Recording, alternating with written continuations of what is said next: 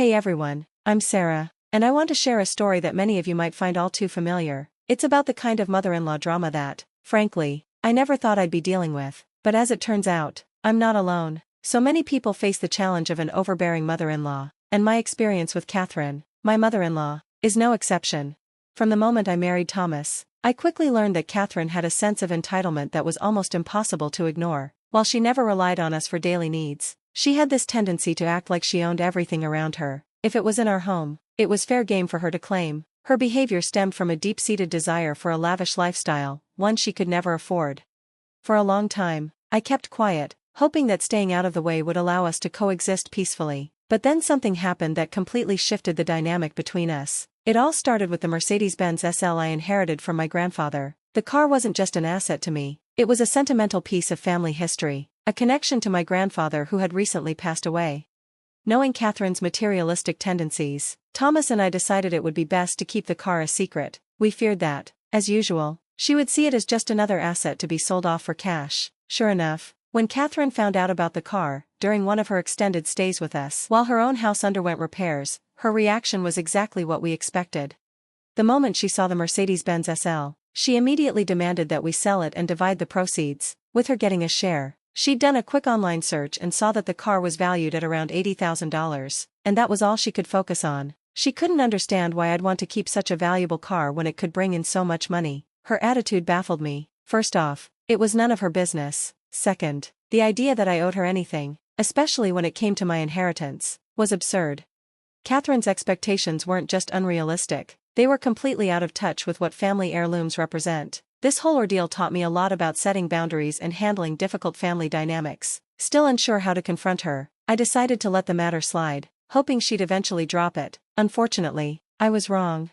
At a quiet dinner one evening, Catherine brought it up again, bluntly asking if I'd reconsidered her suggestion to sell the car. My patience had already worn thin, and I firmly replied, "Catherine, I'm not selling my car, that's final."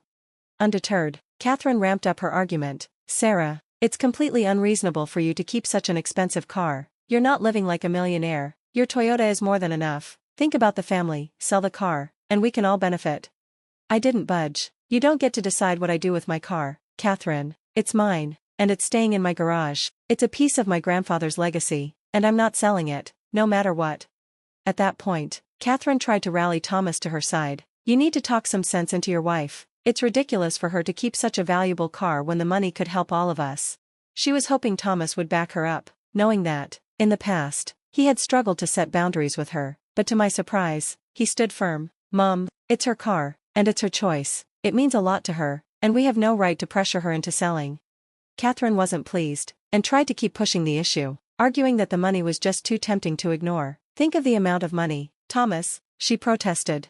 But Thomas responded calmly, "Even if it's a lot of money, it's Sarah's decision to make. We can't meddle in her personal matters. You're crossing a line here, Mom. We need to respect her choices."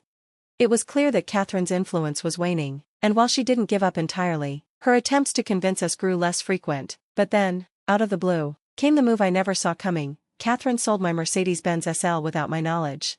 One morning, as I was getting ready for work, I headed to the garage to grab my car, only to find it missing. At first, I thought I was imagining things, but no, there was an empty space where my car used to be. Panic set in. The garage hadn't been broken into, and Thomas was already at work. Could it have been stolen?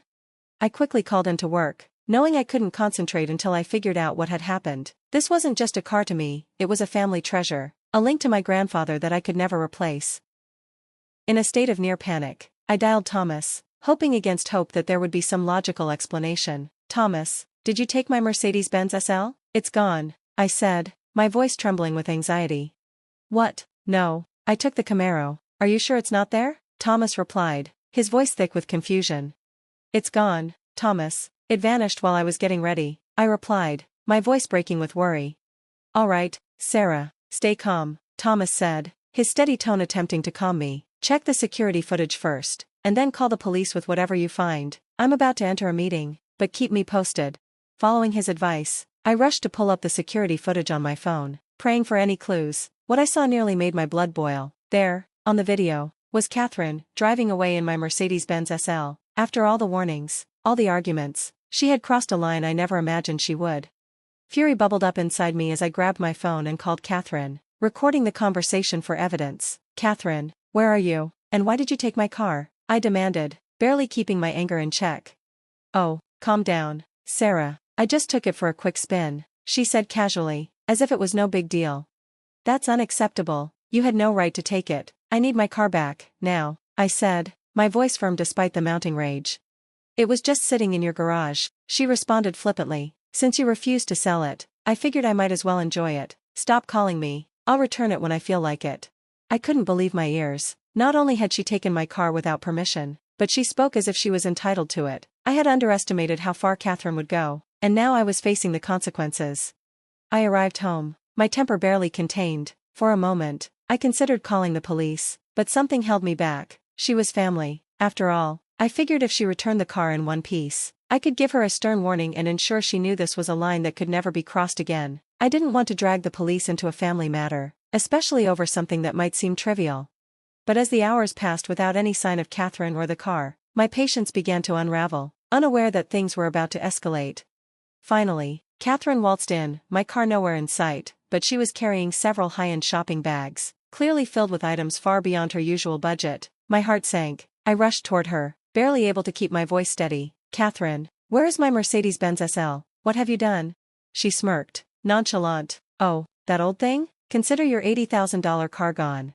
Her words hit me like, I do plan on using some of the money for the family, Catherine added smugly, as if her attempt to justify her actions could somehow make up for the betrayal. I've even booked us all a flight to Tulkita for a ski trip. Her words hung in the air like a bitter aftertaste, as if splurging on a vacation could soften the reality of what she'd done. It only served to highlight her audacity.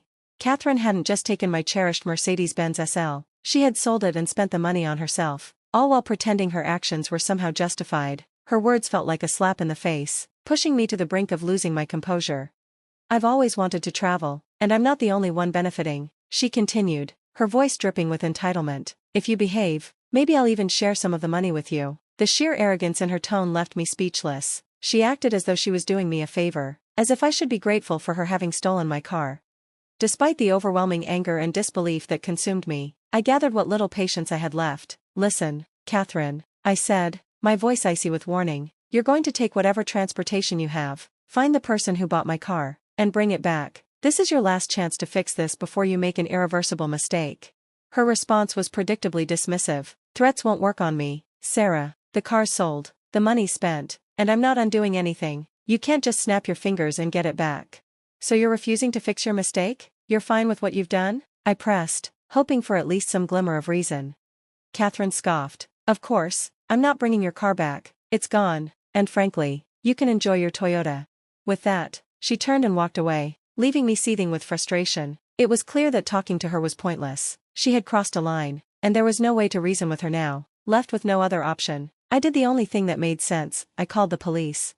Within minutes, officers arrived at my door. I quickly gathered all the necessary paperwork, ownership records for the car and any legal documents that would back up my case. I led the officers inside, showing them the footage from our security cameras, where Catherine could be clearly seen taking the car without my permission. The officers, already equipped with the evidence, decided to confront Catherine directly. She came downstairs with an air of irritation, but her demeanor changed the moment she saw the law enforcement officers standing in our living room. The reality of her situation hit her in an instant. Good afternoon, officers. Is something wrong? She asked innocently, trying to play it cool. Is my daughter-in-law in some kind of trouble?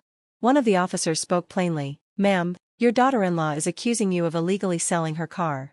Catherine's face contorted with faux surprise. Oh, that's impossible. The car's right there in the garage. She must be confused about something. The officer shook his head. We're not referring to the Toyota. We're talking about the Mercedes-Benz SL you sold earlier today.